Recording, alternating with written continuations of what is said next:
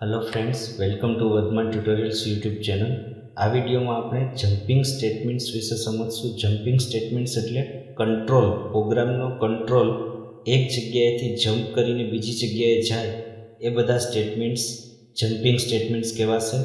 જેમાં ત્રણ સ્ટેટમેન્ટ્સનો ઉલ્લેખ છે। ત્રણ સ્ટેટમેન્ટ્સ જમ્પિંગ સ્ટેટમેન્ટ તરીકે જાવામાં વર્ક કરે છે। એ જમ્પિંગ સ્ટેટમેન્ટ્સ ત્રણ કયા કયા છે અહીંયા एक एक पछी एक एक नाम लखेला है, समझिए। पहलू है ब्रेक स्टेटमेंट, बीजू है कंटीन्यू स्टेटमेंट और तीजू है रिटर्न स्टेटमेंट। आ त्रण जम्पिंग स्टेटमेंट है कि जेनो आपणे अहींया आप विडियो में प्रोग्राम द्वारा समझवानो प्रयत्न करशुं।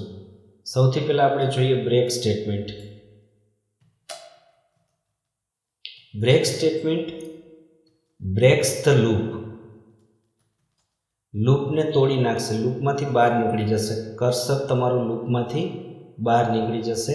केवी रीते थशे ए आपणे प्रेक्टिकली समझीए।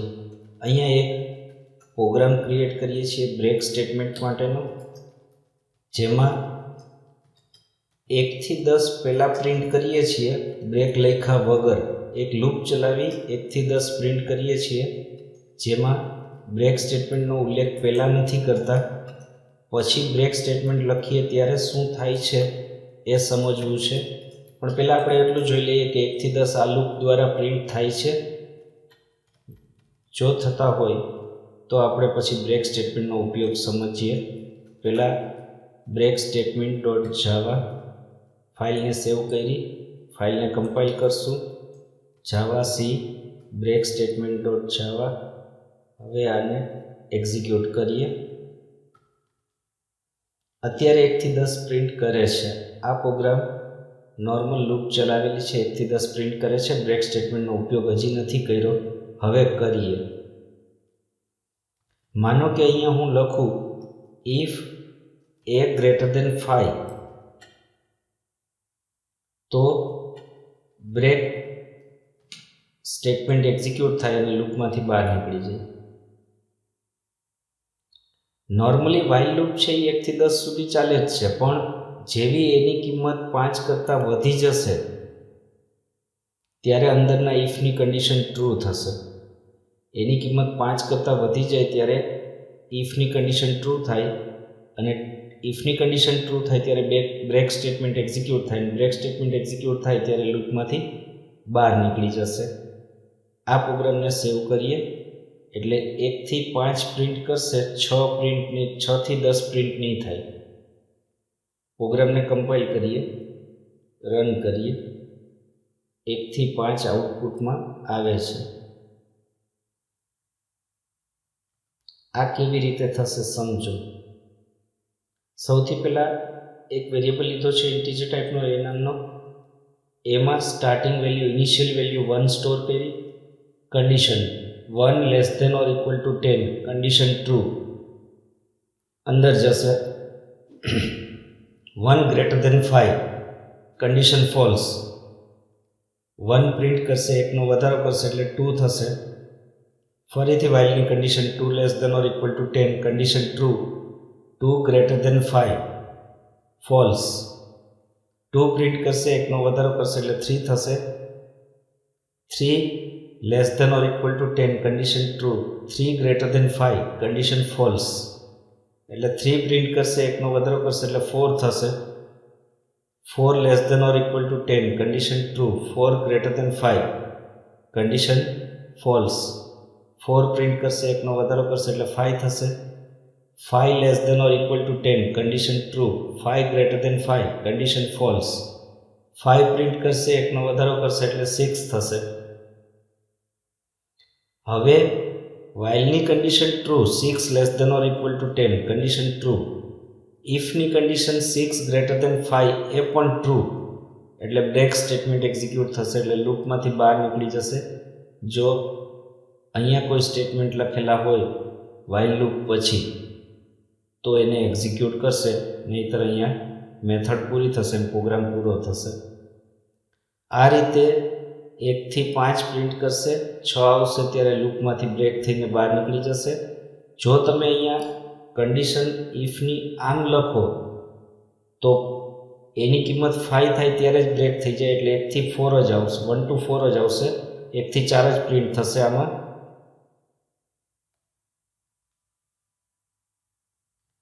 અને ઇન કેસ તમે અહીંયા કન્ડિશન આમ લખો a નોટ ઇક્વલ ટુ 5, તો પહેલી વખત લૂપ ચાલે ત્યારે એની કિંમત 1 હોય, ત્યારે વાઇલ લૂપની કન્ડિશન ટ્રુ થાય. ઇફની condition 1 not equal to 5, 1 not equal to 5 condition true, એટલે બ્રેક. એટલે સીધું પહેલી જ વખતમાં લૂપમાંથી બહાર નીકળી જશે, કાંઈ પ્રિન્ટ નહીં કરે. અત્યારે આ પ્રોગ્રામ આઉટપુટમાં કાંઈ નહીં આપે, આઉટપુટ નહીં આવે, કારણ કે ઇફની કન્ડિશન પહેલી વખત એની કિંમત 1 હોય ત્યારે ટ્રુ થઈ જાય છે. 1 not equal to 5 condition true એટલે બ્રેક. તો આ રીતે 1 થી 5 પ્રિન્ટ કરવા છે તો આમ લખશું, જે 1 થી 5 પ્રિન્ટ કરશે.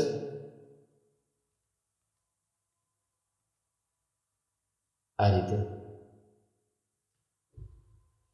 નેક્સ્ટ બીજું સ્ટેટમેન્ટ છે કન્ટિન્યુ સ્ટેટમેન્ટ.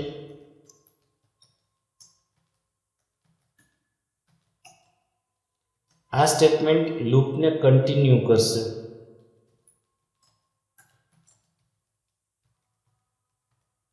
આના માટે એક એક્ઝામ્પલ જોઈએ.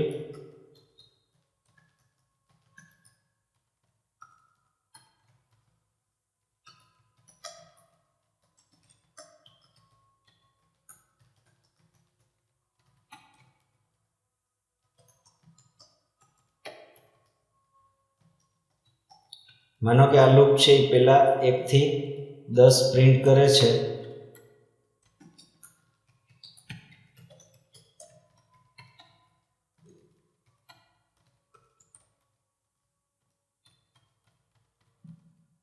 અત્યારે આ પ્રોગ્રામમાં 1 થી 10 પ્રિન્ટ થાય છે.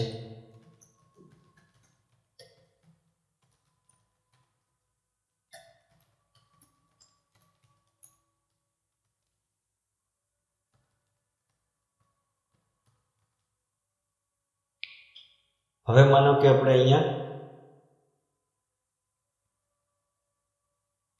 કન્ટિન્યુ સ્ટેટમેન્ટ લખવું છે. આપણે અહીંયા લખ્યું a less than or equal to 5 હોય ત્યાં સુધી એમાં 1નો વધારો કરે અને કન્ટિન્યુ થાય અહીંથી. હવે આ પ્રોગ્રામ 6 થી 10 પ્રિન્ટ કરશે. 1 થી 5 હશે ત્યાં સુધી કન્ટિન્યુ થશે, ત્યાં સુધી પ્રિન્ટ નહીં કરે. હવે એ કન્ટિન્યુ સ્ટેટમેન્ટ કેવી રીતે વર્ક કરશે? ખાલી એટલું સમજો કે આ સ્ટેટમેન્ટ જ્યારે એક્ઝિક્યુટ થાય ત્યારે અહીંથી સીધું કર્સર કંટ્રોલ તમારો સીધો નેક્સ્ટ ટાઈમ વાઇલ લૂપની કન્ડિશન ચેક કરવા જશે, એટલે નીચેના સ્ટેટમેન્ટ્સ એક્ઝિક્યુટ નહીં થાય. તો અત્યારે 6 થી 10 પ્રિન્ટ કરશે આ પ્રોગ્રામ. હવે આ 6 થી 10 કેવી રીતે આવશે એ સમજો. સૌથી પહેલાં એક વેરિયેબલ ક્રિએટ કર્યો છે ઇન્ટીજર ટાઈપનો એ નામનો. એમાં ઇનિશિયલ વેલ્યુ 1 સેટ કરી છે. ત્યાર પછી અહીંયા વાઇલ લૂપની condition 1 less than or equal to 10 condition true. અંદર જશે ઇફની condition 1 less than or equal to 5 condition true. એમાં 1નો વધારો કરશે, એની કિંમત 2 થશે. કન્ટિન્યુ થશે એટલે સીધું નેક્સ્ટ ટાઈમ કન્ડિશન ચેક કરવા જશે વાઇલ લૂપની. 2 less than or equal to 10 condition true. 2 less than or equal to 5 condition true.